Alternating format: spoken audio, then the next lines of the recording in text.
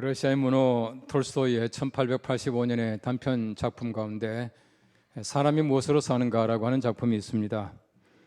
여러분 잘 아시는 내용입니다만 어느 마을에 구두를 만드는 그 구두장인 시몬이라는 사람이 있었습니다. 그의 부인은 그 마트로나라고 하는 사람이었는데 두 사람은 가난하지만은 참 착하게 살고 있던 그런 사람이었습니다. 한 번은 남편이 밖에서 들어오면서 어떤 남자, 아주 알지 못하는 남자 한 사람을 데리고 집에 들어오게 됩니다. 마트로나는 아주 못마땅했습니다. 알지 못하는 남자를 데려왔길래 참 못마땅했지만은 그러나 그 사람이 불쌍해서 그 사람에게 따뜻한 음식과 또 빵을 제공해 주게 됩니다. 뒤에 알고 보니까 그 사람은 아주 가난한 사람이었는데 길가에서 노숙하는 사람이었고 거처를 알지 못하는 그런 사람이었습니다. 얼마쯤 지나서 이 사람의 이름을 미하일이라고 하는 사실을 알게 되었고, 이 미하일은 구두 깁는 것을 점점 배워서 그 남편과 함께 구두를 잘 깁고 살아갔습니다. 한 번은 그 귀족 청년이 왔습니다. 아주 부잣집에 있는 그 귀족이 와서 하는 말이 이 장화를 하나 만들어 달라고 그렇게 부탁을 합니다. 근데 미하일은 장화를 만들지 않고 대신 그 슬리퍼를 만들었습니다. 그 다음 날에 그 귀족의 종이 와서 하는 얘기가 지난밤에 귀족이 세상을 떠났습니다. 그래서 슬리퍼를 만들어 주세요 라고 그렇게 얘기를 합니다. 얼마쯤 시간이 흘렀습니다. 한참 동안 시간이 흘렀는데 어떤 부인이 와서 하는 얘기가 자기 딸들의 그 구두를 맞춰달라고, 구두를 지어달라고 하는 그런 부탁을 합니다. 알고 보니까 그 부인은 자기의 친딸이 아니라 아주 불쌍하고 부모 없는 아이들을 갖다 기르는 그런 사람이었습니다. 그래서 그 사람을 통해서 굉장히 마음속에 감동을 받습니다. 이 감동을 받는 순간에 그 미하일의 몸에서 빛이 나기 시작을 했습니다. 알고 보니까 미하일은 하나님께서 세상에 보낸 천사였습니다. 하나님이 세상에 보내면서 세 가지 질문을 줬습니다. 이 세 가지 질문에 대한 답을 알고 나서 하늘에 올라오라 그렇게 부탁을 했다는 것입니다. 첫 번째 질문은 이 사람의 속에는 무엇이 있는가라고 하는 것입니다. 두 번째는 사람들이 할 수 있는 것이 무엇인가를 알아오라 그렇게 말을 했습니다. 세 번째는 사람들이 무엇으로 사는가, 이 세 가지 대답을 다 한 다음에 올라오라 그렇게 말을 했다고 해요. 얼마쯤 지나서 그 미하일이 그 대답을 다 알았습니다.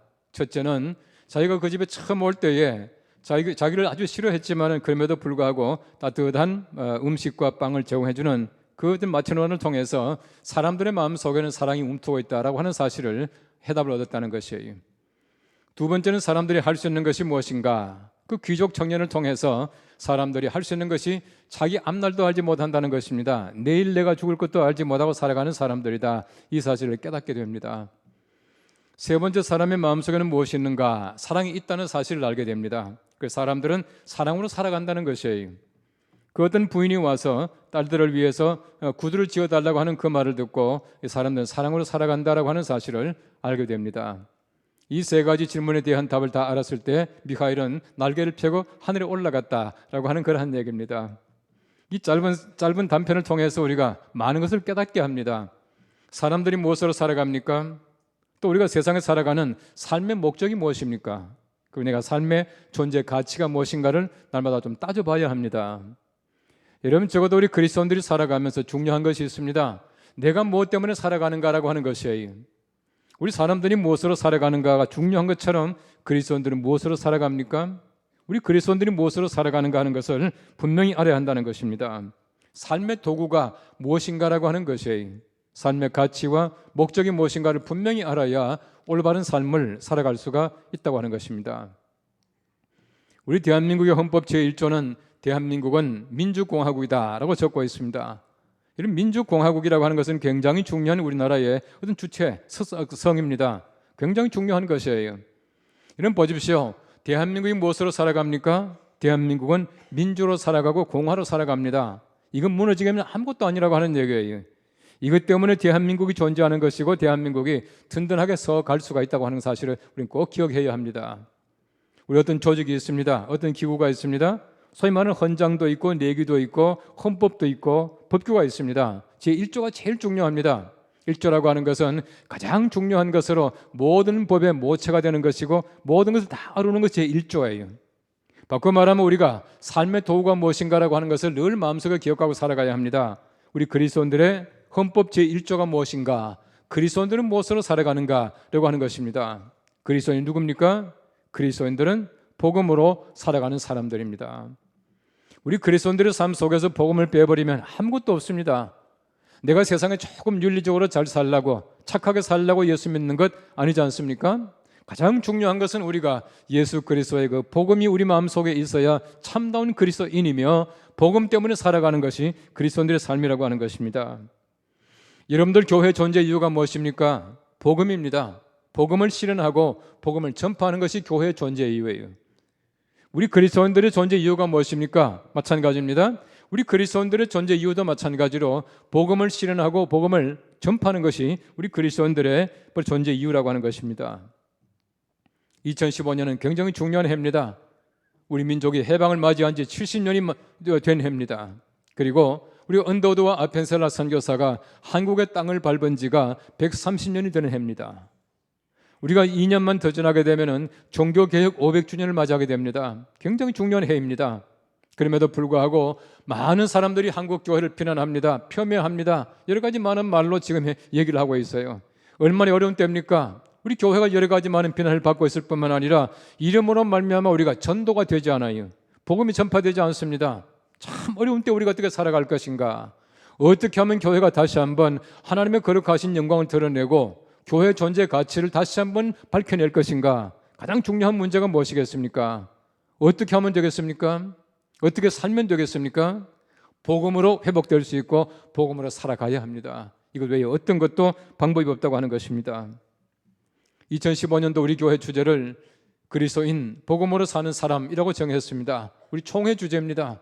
우리 한 해 내내 우리가 복음으로 삶으로 말미암아 우리 교회가 가지고 있는 영광을 회복하고 우리 그리스도인들이 정말 세상에 나가서 많은 사람들에게 하나님의 거룩하신 사람답게 영광 드러내며 살아가는 귀한 한 해의 삶이 되시기를 간절히 바랍니다.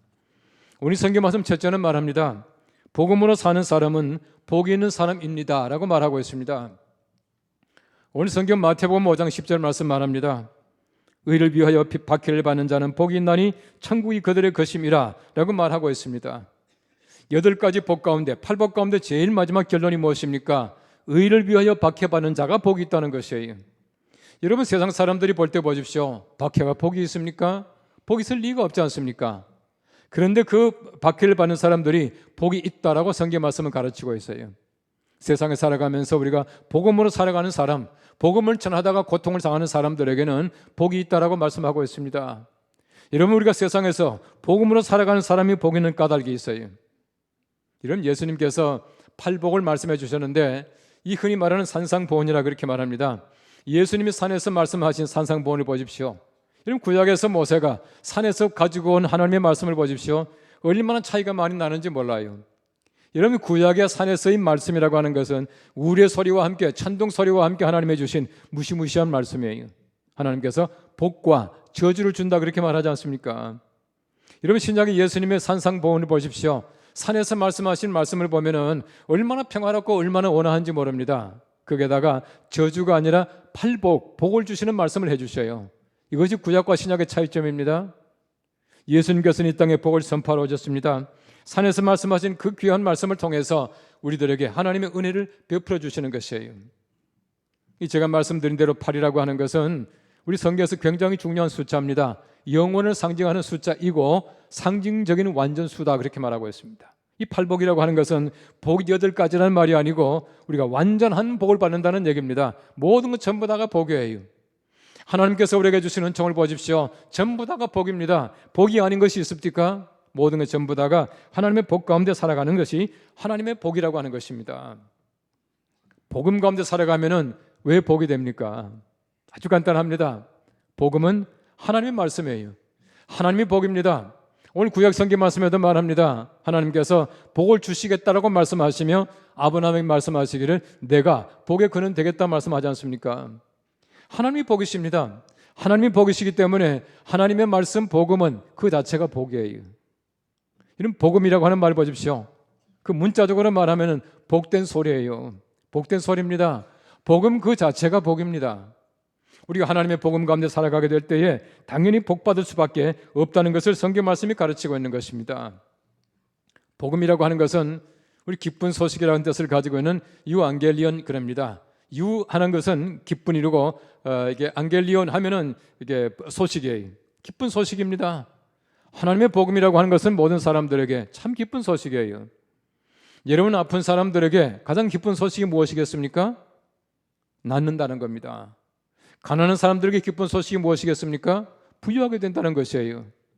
없는 사람들에게 복된 소식이 무엇이겠습니까? 있게 된다는 얘기입니다. 하나님의 복음이라고 하는 것은 모든 사람들에게 채워주신다는 얘기입니다. 없는 자에게나 아픈 자에게나 모든 자에게 하나님께서는 주신다는 얘기입니다. 그러므로 복음이라고 하는 것은 모든 사람들에게 기쁜 소식이에요. 복된 소식입니다. 항상 모든 사람들에게 채워주시는 말씀이 하나님의 복음이라고 하는 것입니다. 마틴 루터는 말하기를 요한복음 3장 16절 말씀을 작은 복음 그랬습니다. 이 작은 복음이라고 하는 것은 성경 말씀 전체를 한마디로 아우를 수 있는 구절이 요한복음 3장 16절이에요. 하나님이 세상을 이처럼 사랑하사 독생자를 주셨으니 이는 그를 믿는 자마다 멸망치 않고 영생을 얻게 하려 하심이라, 이 말입니다. 하나님이 세상을 얼마나 사랑했습니까? 이 자체가 복음이에요. 독생자를 주셨습니다. 복음입니다. 그를 믿으면 구원받습니다. 멸망치 않습니다. 이 전체 전부 다가 복음이라고 하는 것입니다. 바꿔 말하면 하나님께서 우리에게 주신 모든 말씀 자체가 복된 말씀입니다. 그 자체가 복이라고 하는 것을 말씀해주고 있는 것이에요. 구약에서 복이라고 하는 말은 그 히브리 말로 에쉐르라고 하는 말입니다. 하나님께서 우리에게 주시는 번영과 흥왕하는 것을 말하고 있어요. 여러분 신약에서 말하고 있는 복이라고 하는 것은 마카리스모스라고 하는 말인데 그리스도의 속죄함으로 말미암아 내가 의로움을 받게 되고 구원받은 것을 얘기한다, 그렇게 말하고 있습니다. 훨씬 더 깊은 뜻을 가지고 있어요. 내가 세상 살아가면서 흥왕하는 것, 번영하는 것, 돈 많이 버는 것, 왜 복이 아니겠습니까? 더 중요한 것은 무엇이냐 하면은 예수 그리스도의 은혜로 말미암아 내가 의롭게 되는 것이야말로 진정한 복이에요. 여러분 세상에 살아가면서 우리가 보십시오. 아무리 돈이 많다고 하더라도 행복합니까? 복입니까? 그렇지 못한 사람들이 얼마나 많은지 몰라요. 우리 세상에서는 육신과 영혼이 함께 복을 받아야 진정한 복이라고 하는 것입니다. 구약성경 말씀 역대상 4장 10절 말씀에 보시면은 흔히 우리가 말하기를 야베스의 기도라고 하는 성경 본문이 있습니다. 주께서 내게 복을 주시려거든 나의 지역을 넓혀주시고 주의 손으로 나를 도우사 나로 환난을 벗어나 내게 근심이 없게 하옵소서 그랬습니다. 야베스의 기도예요. 다시 말하면 우리가 세상을 살아가면서 지경을 넓혀주신 하나님의 육신의 복이 있습니다. 물질의 복이 있어요. 이것뿐만 아니라 내가 정말 하나님 안에서 근심이 없게 하는 심령의 복이 있습니다. 영혼의 복이 있어요. 여러분 사람들이 두 가지 복을 다 가져야 진정한 복이라고 말할 수 있다고 하는 것이에요. 미국 사람들의 전통에서는 이런 말을 합니다. 하나님은 기뻐하시는 사람에게 복을 주시며 거기에는 물질적인 복도 포함된다, 그렇게 말하고 있습니다. 영혼의 복뿐만 아니에요. 물질의 복도 함께 주셔야 온전한 복이라고 하는 것을 말씀해주고 있는 것입니다. 어떤 분들은 한국 교회를 비판할 때에 이 한국 교회가 너무 샤머니즘적이다, 그렇게 말합니다. 이 샤머니즘이라고 하는 것은 무당 종교라 말합니다만은 이 중간에 샤만, 무당이 없으면은 신과 사람이 만나지 못해요. 신이 직접 사람을 만나거나 사람이 직접 신에게 얘기하는 것이 아니라 중간에 무당이 있어야 됩니다. 무당이 전부 중간에서 연결해 주는 것이에요. 그런데 이 샤머니즘의 특징을 어떤 교수님은 세 가지로 얘기했습니다. 현실성, 기복성, 의존성, 이 세 가지를 얘기했습니다. 이 샤머니즘은 굉장히 현실적입니다. 내세가 없습니다. 전부 현실적인 문제를 해결하는 것이 샤머니즘이에요. 거기다가 기복성입니다. 복 받기만 바란다는 것입니다. 믿어서 복 받는 것이 아니라 복 받으려고 믿는다는 것이에요. 의존성입니다. 중간에 무당을 의존하고 있습니다. 무당이 없으면 신 못 만나기에 굉장히 의존적이에요. 한국 교회가 그렇다라고 비판하는 소리가 있습니다. 우리 잘 들어야 합니다. 우린 복을 받는 종교입니다. 그러나 복을 추구하는 종교는 아니에요. 내가 하나님 복음을 믿음으로 말미암아 하나님께서 내게 복을 주시는 것이지 우린 복 따라다니는 사람들이 아니라고 하는 얘기입니다. 복이 나를 따라와야 해요. 내가 예수를 믿음으로 말미암아 복이 나를 따라오게 되는 것이에요. 여러분 세상을 살아가면서 보십시오. 애통하는 것이 뭐가 복이겠습니까? 내가 박해받는 것이 무엇이 복이겠습니까? 성경 말씀이 복이라고 말합니다. 우리 심령의 복이에요. 내가 애통함으로 말미암아 위로받습니다. 얼마나 큰 복입니까? 우리 심령의 복을 받아야 진정한 복을 받을 수가 있다라고 하는 사실을 얘기해 주고 있는 것이에요. 현실적인 물질적인 복만 가지고는 복이라고 말할 수가 없어요. 어떤 도둑이 잡혀와서 판사 앞에 재판을 받았답니다. 판사가 말합니다. 당신은 돈만 훔친 것이 아니라 그 집에 옷도 훔쳐가고 쌀도 훔쳐갔다면서요 하면서 야단을 쳤습니다. 왜 그렇게 했습니까? 그리고 도둑이 말합니다. 제가 어릴 때부터 사람이 돈만 가지고 살아갈 수가 없다고 배웠습니다. 그렇게 말했대요. 사람은 돈만 가지고 살아갈 수가 없습니다. 그것은 쌀도 훔쳐가라는 얘기 아닙니다. 더 중요한 것은 영혼의 복이에요. 심령의 복입니다. 한국 사람들 보십시오. 우리가 참 한 50년 동안에 얼마나 많은 복을 받았는지 모릅니다. 실제적으로 굉장히 부자 나라가 됐어요. 근데 왜 이렇게 복을 많이 받는 나라가 됐겠냐? 이건 제 얘기입니다. 보십시오. 우리가 새해 되면 복 많이 받으라고 말하지 않습니까? 우리 복 많이 받으라고 다른 나라보다 곱쟁이에요. 1월 1일 얘기하고 2월 달에 또 합니다. 그럼 2번씩이나 복 받으니까 얼마나 많이 받겠습니까? 다른 나라보다도 갑절에 복을 받는 민족이 대한민국입니다. 우리 복 많이 받는 것이에요. 어쨌든 보십시오. 우리가 예수를 믿음으로 말미암아 얼마나 많이 정말 우리가 복 받고 살아가는지 모릅니다. 이 복이 영혼의 복이며 우리 영혼의 복뿐만 아니라 우리 육신의 복도 함께 받는 귀한 복 받은 삶이 되기를 간절히 바랍니다. 오늘 성경 말씀 두 번째는 말합니다. 복음으로 사는 사람은 하늘에서 상이 큰 사람이라고 말하고 있습니다. 오늘 마태복음 5장 12절 말씀 이렇게 말합니다. 기뻐하고 즐거워하라. 하늘에서 너희 상이 큼이라. 너희 전에 있던 선지자들도 이같이 박해하였느니라 라고 말하고 있습니다. 우리가 세상에 박해를 받습니다. 어려운 문제가 많이 있습니다. 많이 있지만은 우리가 하늘에서 상이 클 것이다 라고 말해주고 있는 것입니다. 하나님께서는 반드시 내가 세상에서 복음 때문에 당하는 어려움 때문에 하나님께서는 그냥 두지 아니하시고 보상하신다는 얘기입니다. 상을 주신다는 얘기입니다. 큰 상을 주시겠다고 하나님께서 말씀하셔요. 여러분 성경 말씀을 잘 보십시오. 하나님께서 얼마나 많이 명령하십니까? 이거 하라 저거 하라, 이거 하지 말라 저거 하지 말라, 너무너무 많은 명령의 말씀들이 있어요. 하나님의 명령 말씀을 꼼꼼히 챙겨보십시오. 그 다음에는 반드시 보상이 있습니다. 이렇게 하면 이렇게 해주겠다, 이렇게 하지 않으면 이렇게 하리라 말씀하고 있습니다. 여러분 스폴전 목사님은 이걸 다 헤아려 봤답니다. 성경 말씀 전체를 헤아려 보니까 하나님께서 약속하신 보장하신 상급이 32,500가지나 된대요. 엄청나게 많은 상급을 우리가 하나님의 말씀 순종하며 복음 가운데서 받게 된다는 사실을 말씀해주고 있는 것입니다. 오늘 성경 말씀 말합니다. 복음으로 살면은 기뻐하고 즐거워한다 그렇게 말하고 있어요. 이런 보십시오. 우리 세상에 살아가면서 기뻐하는 것, 즐거워하는 것 그 자체가 복이에요. 뭐 다른 복이 있겠습니까? 세상에 기뻐하면 복입니다. 즐거워하면 복입니다. 기뻐하고 즐거워하라 그렇게 말씀하고 있어요. 이미 그 가운데서 우린 보상을 받았다라고 하는 사실을 얘기해주고 있습니다. 내가 복음으로 살게 되면은 우리 세상 사람들이 알지 못하는 기쁨과 은혜가 있어요. 여러분 사람들이 볼 때는 기쁨이 아니에요. 근데 기뻐요. 이 사람들이 볼 때는 슬퍼할 일이지만 즐거워합니다. 그래서 우리가 말합니다. 우리 서로 받은 그 기쁨은 알 사람이 없도다. 알 사람이 없는 거예요.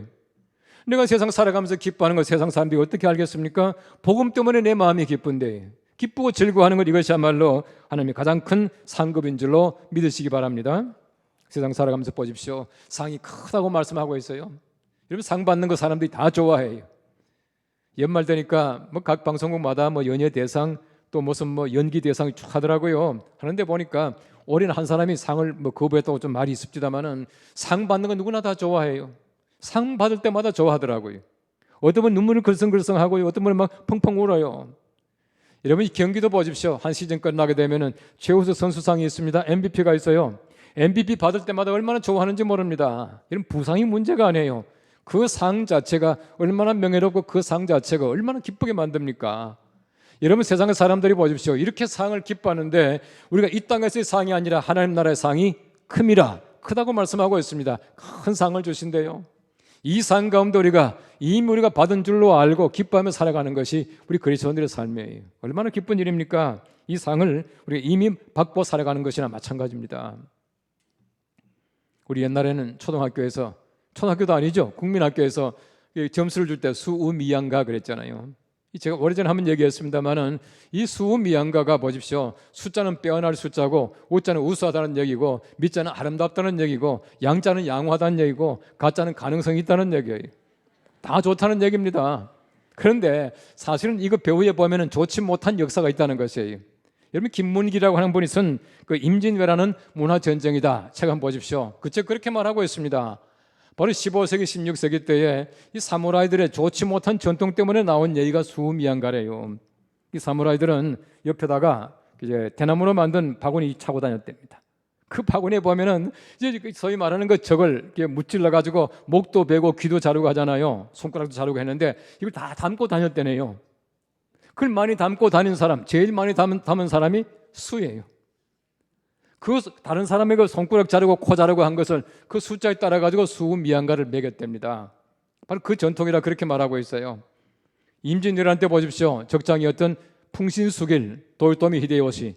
풍신이 뭐냐 하면은 정말 좋은 신이란 얘기입니다. 거기다 이 숫자가 있지 않습니까? 이 코를 많이 잘랐다는 얘기. 이 오부나가라고 하는 사람에게 받은 이름이다 그렇게 전통적으로 말하고 있습니다. 어쨌든 굉장히 사람 많이 죽인 사람이 바로 풍신수길 도요토미 히데요시 같아요. 어쨌든 보십시오. 사람들이 세상에 보십시오. 여러 가지 많은 상을 원하고 있습니다. 우리 세상에서의 상이 아니라 하나님 나라의 상입니다. 이 땅의 상이 아니라 하늘에서 상이 큼이라라고 하나님께서 말씀해 주고 계시거든요. 이 상을 날마다 기대하는 우리가 되기를 바랍니다. 성경 말씀 보시면 하나님께서 상을 주시는 분이에요. 히브리서 11장 6절 말씀에는 말합니다. 믿음이 없이는 하나님을 기쁘시게 못하나니 하나님께 나아가는 자는 반드시 그가 계신 것과 또한 그가 자기를 찾는 자들에게 상 주시는 이심을 믿어야 할지니라. 하나님은 상 주셔요. 내가 하나님께 나아갑니다. 상을 주시는 분이라고 하는 얘기입니다. 얼마나 상 주시기를 좋아합니까? 날마다 우리가 하나님 앞에서 큰 상급 받는 귀한 사람들이 될 수 있기를 바랍니다. 불가에서는 말하기를 인과응보라 말하잖아요. 내가 한 대로 대가를 받는다는 얘기입니다. 여러분 인과응보라고 하는 것은 이 불가에서는 우리가 어떤 나쁜 일을 하게 되면 좋지 못하게 다시금 환생한다는 얘기 아니겠습니까?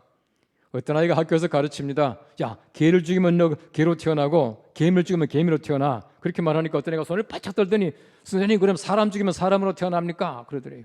예. 우리 교회에서 말하고 있는 성경이 말하고 있는 복음이 말하고 있는 상급은 그게 아니에요.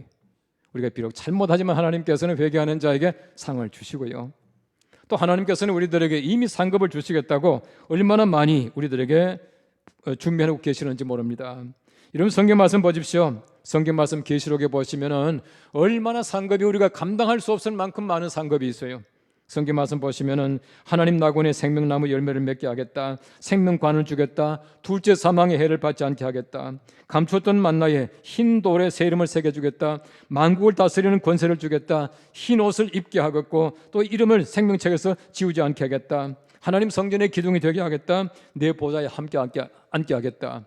얼마나 엄청난 보장입니까? 바로 이것이 하늘에서 상이 크다는 얘기입니다. 잘 믿는 자에게 주시는 하나님의 은총이 이렇게 크다는 것을 얘기해 주고 있는 것입니다. 우리 하나님의 거룩하신 나라에 갈 때는 복음으로 사는 대가가 상급이 보상이 반드시 일 줄로 믿습니다. 빠른 성공의 결과는 빠른 실패래요. 커다란 성공의 결과는 커다란 실패입니다. 톰 피터스라고 하는 분이 그런 얘기를 했습니다. 멋진 실패에 상을 주고 평범한 성공에 벌을 주라 했습니다. 얼마나 멋있는 얘기입니까? 우리 세상에 살아가면서 실패하더라도 사람들이 볼 때는 실패했지만 하나님께서 우리에게 상급을 주셔요. 우린 때때로 실패하지만은 넘어지지만은 하나님의 거룩하신 나라 향해서 바르게 갑니다. 넘어지지만은 비뚤어 가지 않습니다. 넘어지면 바로 갑니다. 어떤 사람들은 꼿꼿이 서서 그릇된 길로 가는 사람들이 얼마나 많습니까? 때때로 실패하지만 우리는 하나님의 거룩하신 나라 향해서 날마다 나아가는 귀한 사람들입니다. 이런 상급을 하나님께서 우리에게 주실 줄로 믿습니다. 영국의 작가 러스킨의 책상에는 오늘만이라도라고 하는 글을 새긴 돌이 하나 놓여 있었답니다. 오늘만이라도 나는 사랑하며 살리라. 오늘만이라도 나는 감사하며 살리라. 오늘만이라도 나는 너그러운 마음으로 살리라. 오늘만이라도 나는 기쁜 마음으로 살리라. 오늘만이라도 나는 최선을 다해서 살아보리라. 이미 지나간 과거를 괴로워하지 마라. 과거는 바꿀 수가 없다. 오늘만이라도 잘 살기를 바랍니다. 오늘만이라도 복음으로 살기를 바랍니다. 복음으로 살면 복되고 하나님의 상급이 있습니다. 2015년 한 해 동안 우리가 복음 가운데 삶으로 말미암아 우리가 복된 삶을 살고 복음으로 삶으로 말미암아 하늘의 큰 상급 가운데 살아갈 수 있는 복된 한 해가 되시기를 간절히 바랍니다. 기도하겠습니다.